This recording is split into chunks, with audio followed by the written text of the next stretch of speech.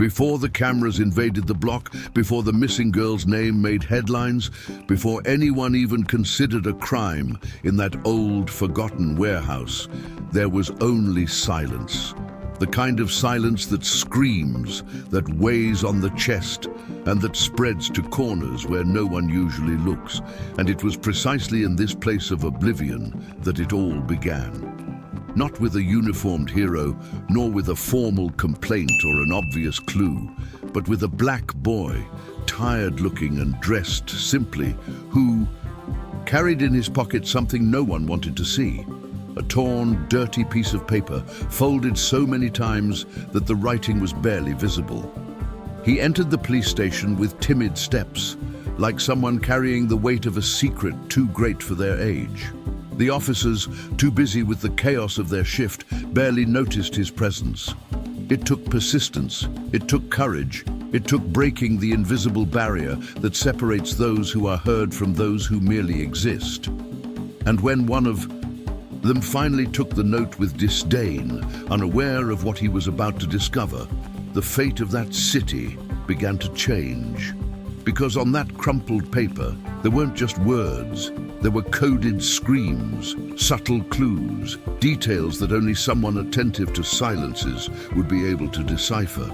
And it was this boy, ignored by so many, who saw what no one else saw.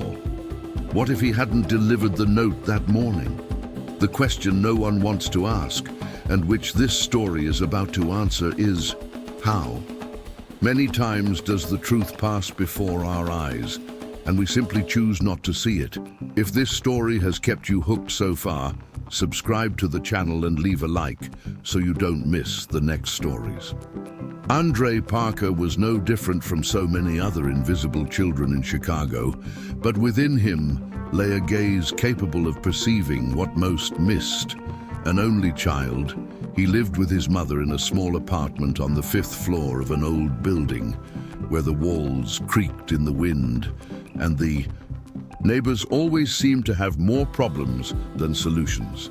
His mother, Angela, worked 2 shifts, a diner server in the morning and a caregiver for the elderly at night, and was rarely present when Andre needed her most. It wasn't a lack of love, but the daily struggle with overdue bills and the need to put food on the table. Andre grew up silently, observing the world through his bedroom window and filling his notebooks with drawings and scribbles that no one bothered to decipher. At school, he rarely spoke. He always sat in the back, away from the noisy conversations of his classmates who mocked him by calling him the notebook kid or the weirdo. They saw only a shy boy, but they didn't realize that every detail, a nervous gesture, a clipped sentence, even a suspicious look, was etched in his memory as if by a silent camera. It was common for Andre to come home and spend hours replaying scenes from the day in his mind, as if searching for something hidden behind every gesture. Perhaps it was a way of coping with loneliness, perhaps simply a natural talent for seeing what others couldn't. Yet, even with this unique ability, Andre carried a subtle pain, the constant feeling of not being taken seriously. Not even his mother, who loved him deeply, had the time or patience for his observations. "You live in a world of imagination, son," she would say wearily, unaware of how much those words hurt him. But there was something about Andre that no one could deny. He was resilient. Silence didn't crush him. On the contrary, it made him even more attentive. It was as if every absence, every sneer, every time he was ignored was shaping a boy who would learn to trust only what he saw with his own eyes. This trait, which to many was merely an oddity, would be exactly what would change everything. That particular week, marked by the repetitive routine of school and lonely nights at home, Andre still hadn't imagined that a simple notebook forgotten on a library shelf could be the first piece of a dark puzzle. He would spend his days as usual, doodling, observing, being ignored. But one detail was about to break the cycle of invisibility, transforming the notebook boy into the centerpiece of a mystery that would paralyze the entire town. And it was precisely on one of those ordinary days, among dusty books and the muffled silence of the school library, that Andre came across something that would change his life forever. A piece of paper that shouldn't have been there. The school library was Andre's quiet refuge. While others ran through the hallways or laughed loudly in the courtyard, he preferred to hide among worn bookshelves where the smell of aged paper made him feel like he was in another world. That day, however, something seemingly ordinary caught his attention. On one of the tables near the window sat a forgotten notebook, its cover torn and pages loose, as if it had been abandoned in a hurry. Andre leafed through it without much expectation. The first few pages were filled with disjointed scribbles, meaningless words and childish drawings, but hidden among them, a folded piece of paper caught his eye. It looked out of place, older than the rest of the notebook, as if someone had slipped it there on purpose. With curious hands, Andre opened the note. The letters were smudged, written in haste, and part of the paper was torn, leaving the message incomplete. "She's locked up in a warehouse. No one can know." The few words, though fragmented, hit Andre like a punch in the gut. His heart raced. Was it just a bad joke, some poorly written literature assignment, or a joke from his classmates? Still, something on that paper seemed to cry out for help. He held it tightly, as if he'd found a secret that shouldn't have been there. For a few seconds, he stood still, looking around. The library was empty, except for the librarian, who showed no interest in what he was doing. Andre knew he could simply ignore it and throw the paper away. But there was something inside him, a restlessness that wouldn't let him turn away. As he tucked the note into his coat pocket, a strange feeling came over him, that this small piece of paper concealed something much larger, something adults probably wouldn't see. What if it were true? What if someone was actually asking for help?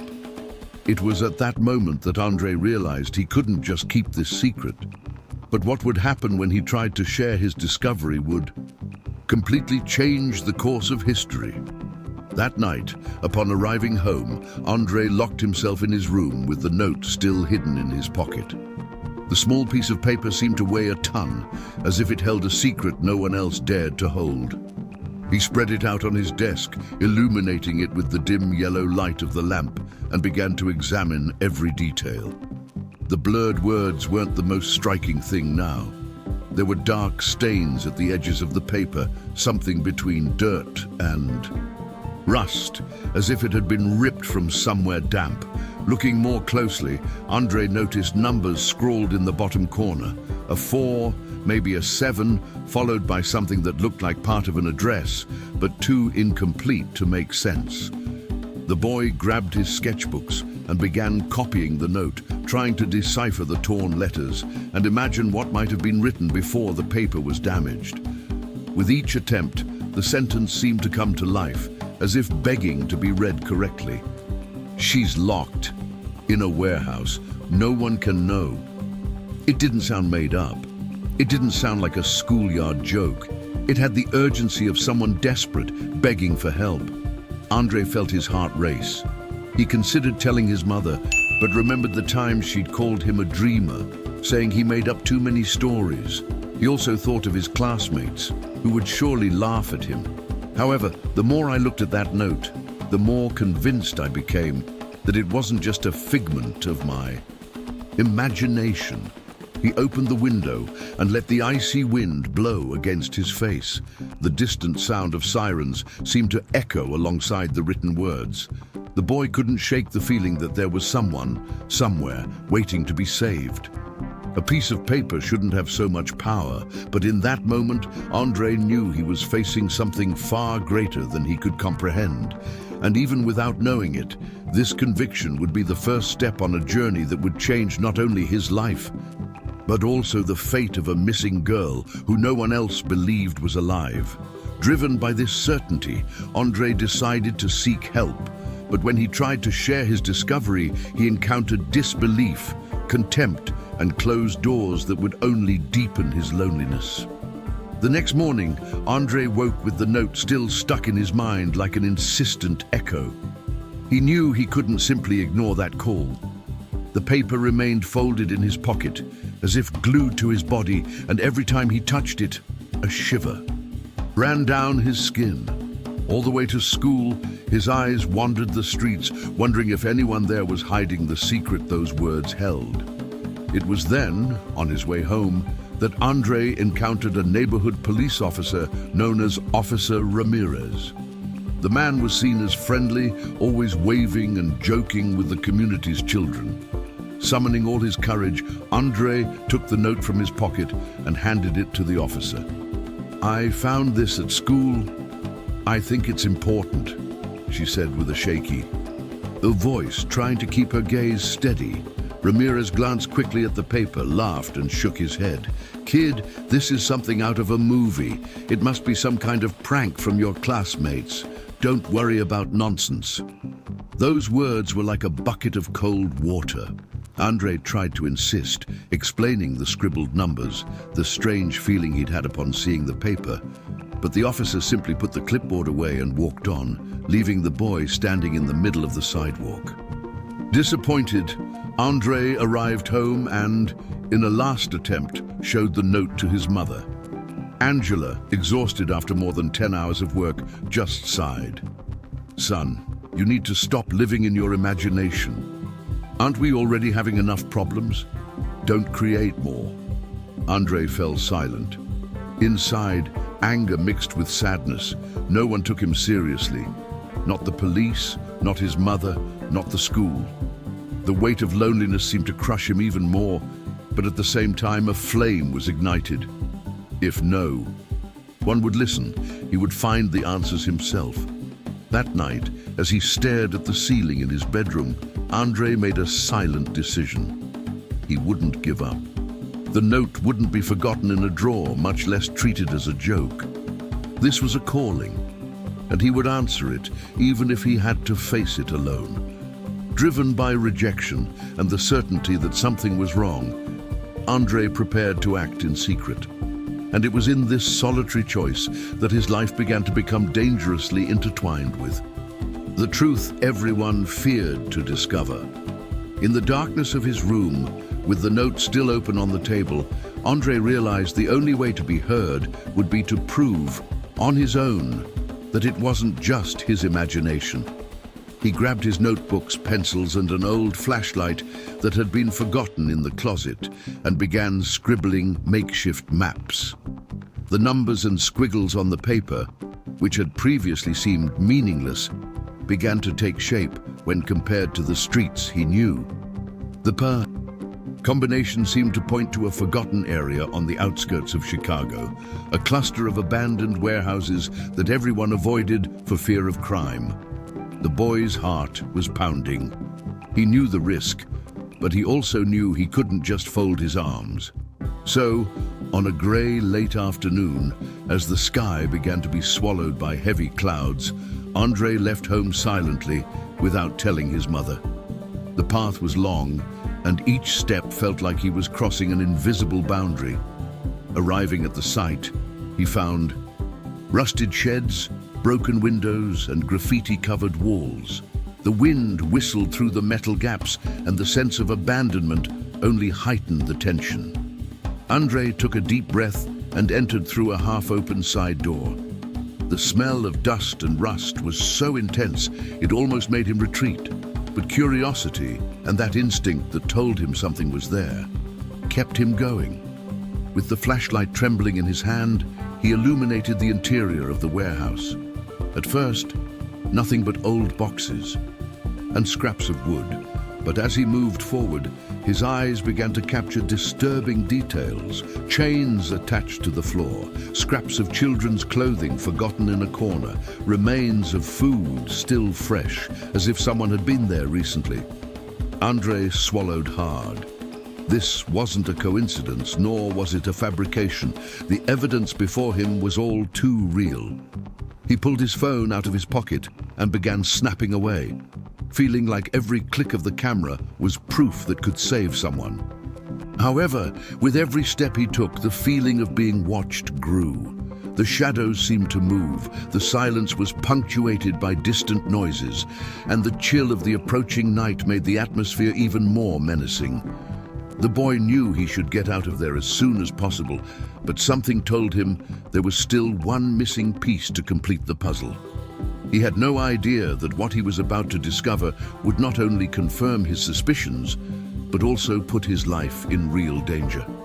Because it was exactly there, among the shadows and whispers of a forgotten warehouse, that Andre found the first clues linked to the disappearance of Hannah Collins. And a familiar face began to emerge from the darkness. As he explored the dark corners of the warehouse, Andre realized that the details before him connected to something larger. Next to the chains, he found a child's backpack covered in dust, but still with a pink keychain dangling from the zipper. The boy's heart raced when he recognized the object. He had seen the same backpack in a news report weeks earlier when the television showed the search for Hannah Collins, the missing girl who had mobilized the city. The memory came flooding back. Hannah's mother appeared on the screen, crying, holding her daughter's photo. Andre clearly remembered the girl's brown eyes and the family's desperate voices begging for answers. Now, faced with this concrete evidence, there was no doubt the note was linked to her. He then connected the dots. The note mentioned a warehouse and no one can know. There, before his eyes, was the evidence connecting the location to Hannah's disappearance. But what made his blood run cold wasn't just the discovery of the backpack. It was the footsteps echoing behind him. Andre hid behind a stack of boxes, trying to control his breathing. Through the crack, he saw someone's silhouette enter. It was the school janitor, Mr. Harris, the same man who walked the halls as if he was always in. Ihari, who observed the students with a look Andre could never explain. Harris walked through the warehouse with familiarity, as if the place were his. He took out a set of keys, opened a hidden door at the back, and disappeared for a few moments. The boy trembled. Suspicion now took on a face. The man many saw as ordinary, part of the school routine, was the same one hiding dark secrets. When Harris returned, he carefully closed the door and left, unaware that someone was watching him. Andre knew he needed to get out of there as soon as possible, but he didn't realize his presence had already been noticed. The danger was closer than he could bear. The silence of the warehouse seemed to weigh more heavily than the air itself. Andre was still hiding behind the boxes, trying to control his rapid breathing, when he realized he'd made a fatal mistake. While taking pictures of the backpack, his phone's flash had accidentally flickered. The flash had been brief, but enough to betray his presence. Suddenly, the dull thud of footsteps echoed again, this time heavier, closer. The boy's heart hammered in his chest, and every muscle in his body begged him to run. Harris was back. His narrow eyes scanned the space suspiciously, the flashlight in his hand illuminating every corner. "Who's there?" The deep voice cut through the silence, making Andre shrink even deeper behind the boxes. The boy knew he had to leave, but every movement seemed too loud. He tried to slide slowly toward the side door, but the metallic creak of the floor betrayed him. Harris turned immediately toward the sound, his flashlight illuminating the walls until it almost reached him. In a burst of adrenaline, Andre ran. His footsteps echoed through the warehouse as Harris chased him, shouts reverberating like thunder. "Get back here, kid! You have no idea what you're doing!" Andre's breath burned, but he couldn't stop. He felt like every second was the difference between living and disappearing, like Hannah. The cell phone slipped from his hand, skidding across the floor. For a moment he considered going back for it, but he knew that would be the end of him. He ran toward the side exit, pushed the rusty door open with all his strength, and threw himself out, feeling the cold night air hit his face. Outside, he could still hear Harris's voice echoing in the shadows. But luckily, he managed to lose himself in the alleys, running until his legs gave out. Exhausted, he fell to his knees, tears mixing with sweat. He had escaped, but he had left behind his cell phone containing the photos he had taken at the warehouse. Inside, Andre knew his life would never be the same. Now, danger had a face, and that face knew his. But what seemed like a defeat would soon turn into his greatest chance. When Andre returned to the police station without his cell phone, he discovered that the note itself held enough secrets to set the entire city on fire. The next morning, Andre showed up at the neighborhood police station with the note in hand. His face still lined with fear from the night before, and his tired eyes conveyed the gravity of what he carried.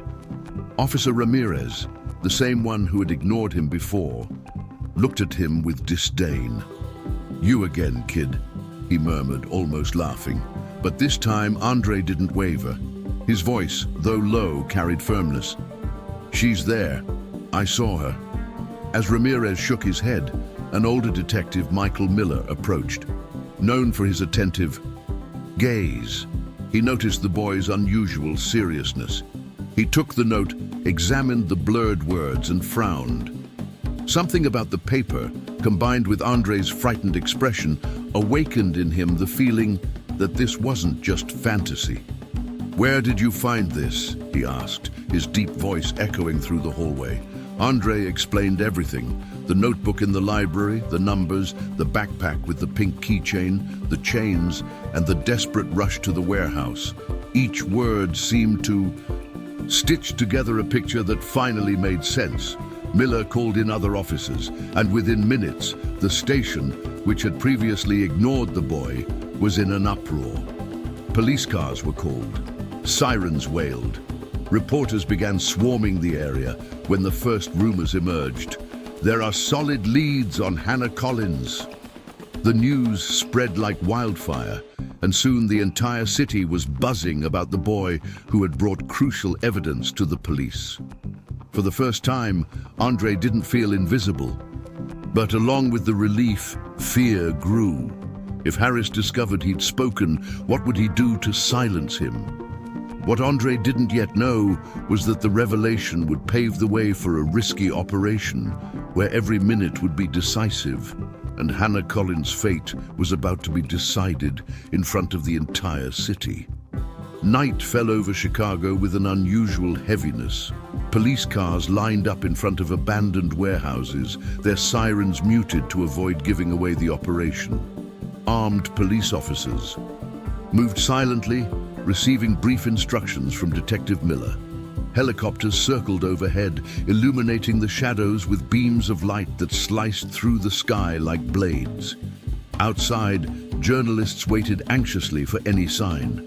Amid the tension, Andre watched from afar, hidden behind the police line. His presence was not permitted, but he couldn't stay home. This wasn't just a police operation, it was a chance to prove himself right, to see Hannah Collins freed.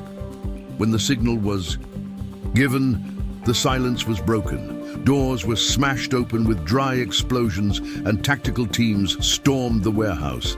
The sound of hurried footsteps echoed, mixed with shouts of command. Inside, the scene was one of horror. Chains, dirty mattresses, food scraps. And then, behind a false wall, they found what everyone feared and, at the same time, desired. Hannah was there, huddled, frail, but alive.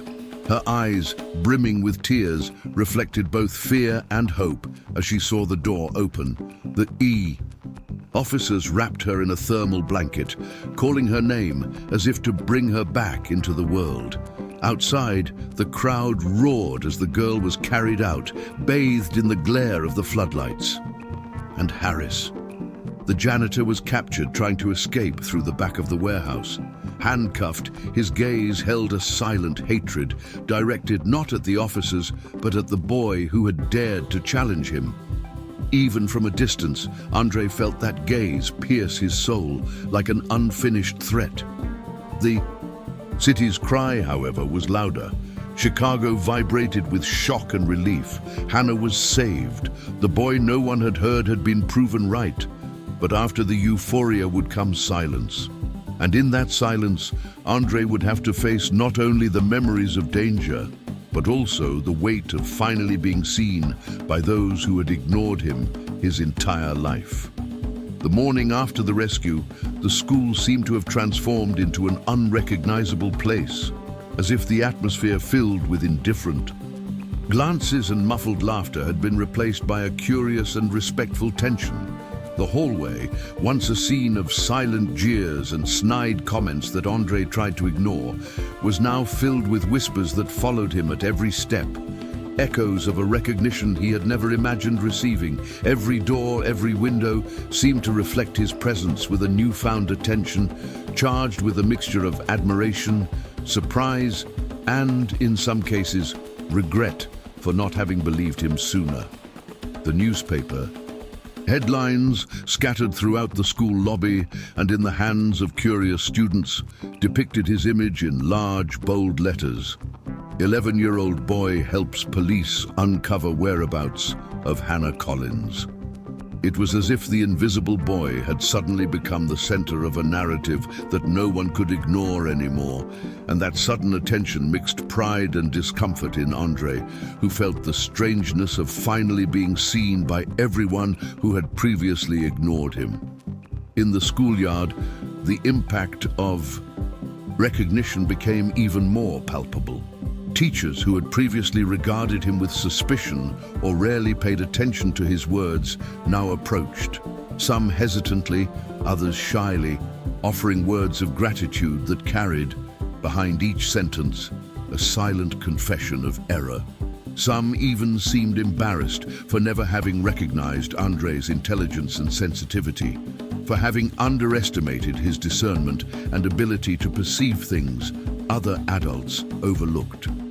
The school principal, a normally firm and distant man, approached with a choked voice, placing a solid, comforting hand on the boy's shoulder in front of everyone, conveying more than words could express.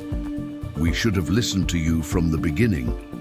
That simple, direct sentence carried the force of a truth Andre already knew but needed confirmation, the validation that so many small acts of courage and insight had earned. His classmates, who had previously mocked his scribbled notebooks, his reflective silences, and the attention he paid to details no one noticed, now regarded him with respect, some even with genuine admiration, others simply with the silent guilt of those who realized they had failed to notice him before. The air seemed charged with a complex mixture of recognition and shame, and Andre walked among them, feeling the strange sensation of finally being noticed, but aware that none of it erased the weight of days of indifference and misunderstanding. The most intense and personal moment, however, happened at home. Angela, his mother, dropped her wrinkled diner uniform and ran to him, enveloping him in a hug that seemed to encompass years of absence, of unshared worries, of lost moments they both felt without needing to speak. The warmth of the embrace and the intensity of the emotion conveyed everything words couldn't express. Her eyes, teary and bright, reflected both pride and regret, revealing layers of feelings that Andre silently understood better than any possible explanation. I should have believed you, son," she murmured, her voice trembling, almost lost between suppressed sobs. Andre silently simply returned the hug, feeling every fiber of his body relax slightly, as if that physical connection could heal, even partially, the deep wounds of years of neglect, misunderstanding, and underestimation. He knew, deep down, that this recognition would not erase the painful memories of the past, but it was already a significant step in healing the pain of being ignored, of being invisible in the eyes of those who should have protected and supported his perception of the world. The police, too, made a point of honoring him in front of the cameras, publicly recognizing his courage and intelligence. Despite the brightness of the lights, the flashes that captured every expression, and the scrutiny focused on him, Andre remained shy, out of place, avoiding the grandeur of the scene. For him, there was no glory in being the hero. There was no need for applause or headlines, only the quiet relief of knowing that Hannah was alive, that the injustice had been stopped, and that finally an act of courage had produced tangible and meaningful effects. Even in the face of public celebration, his mind remained alert, pondering, reflecting on the implications and the fact that the girl's physical rescue did not close all stories, that secrets and dangers still existed that could manifest in unexpected ways. And as the applause echoed through the streets, voices mingled with the morning wind and camera flashes reflected in the puddles, freshly washed by the night's dew.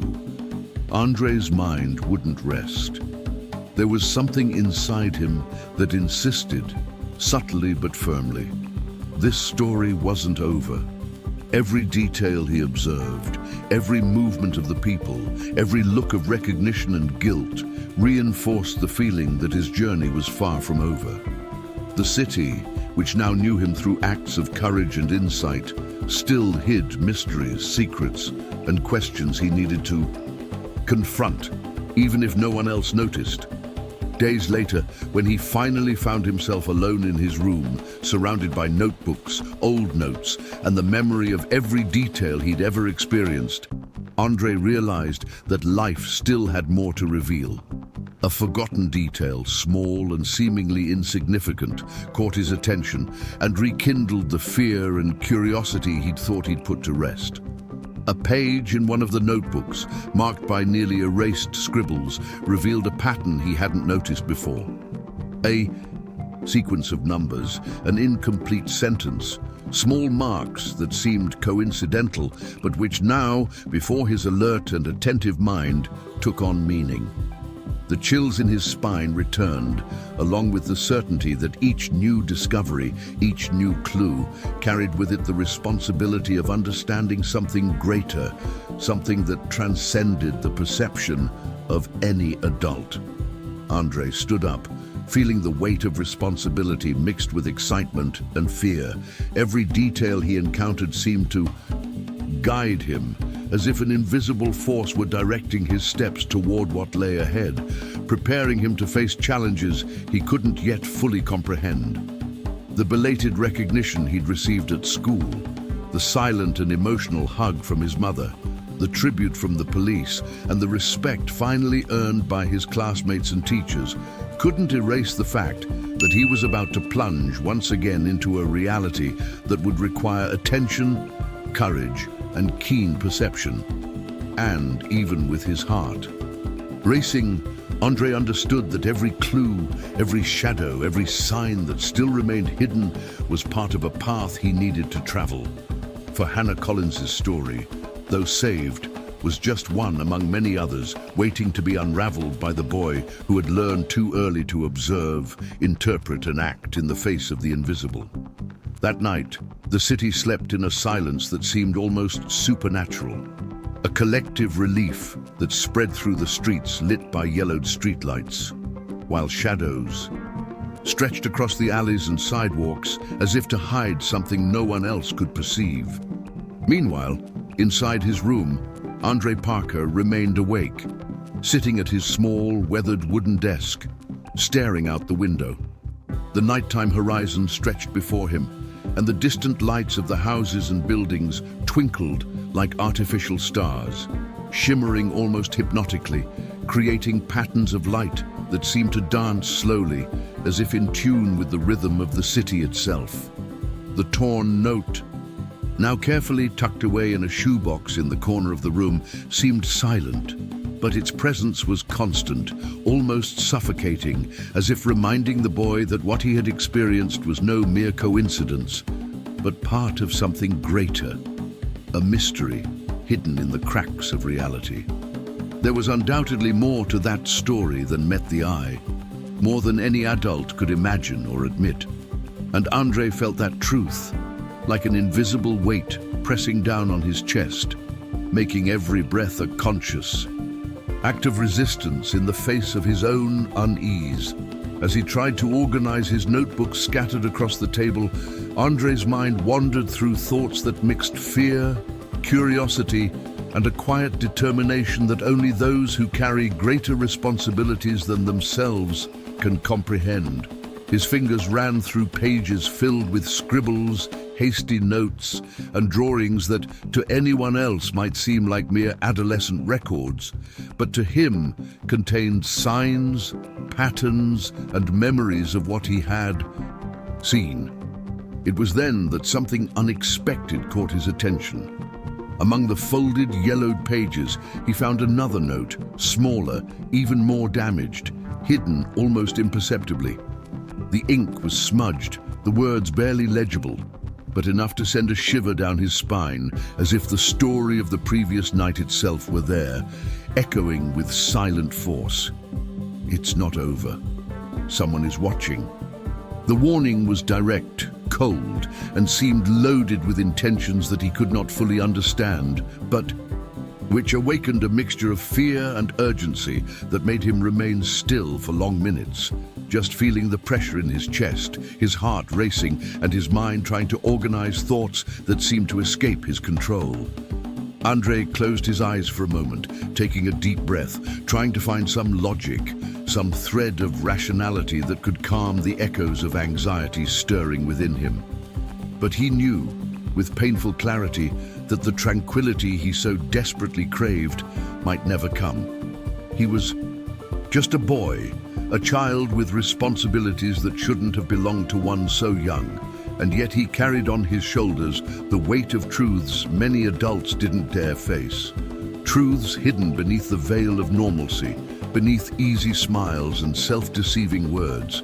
Hannah Collins's story, which had unfolded with such impact over the past few days, might have found a seemingly final conclusion, but Andre's own journey was just beginning. The life he had known until that moment no longer seemed the same, and the city, with its distant lights and muffled sounds of a quiet night, seemed to hold secrets he wasn't yet ready to reveal, but which, inevitably, he would eventually learn.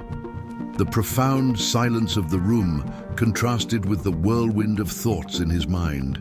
Every shadow cast by the lamplight seemed to take on a life of its own, and the feeling of being watched mentioned in the note was not easily ignored.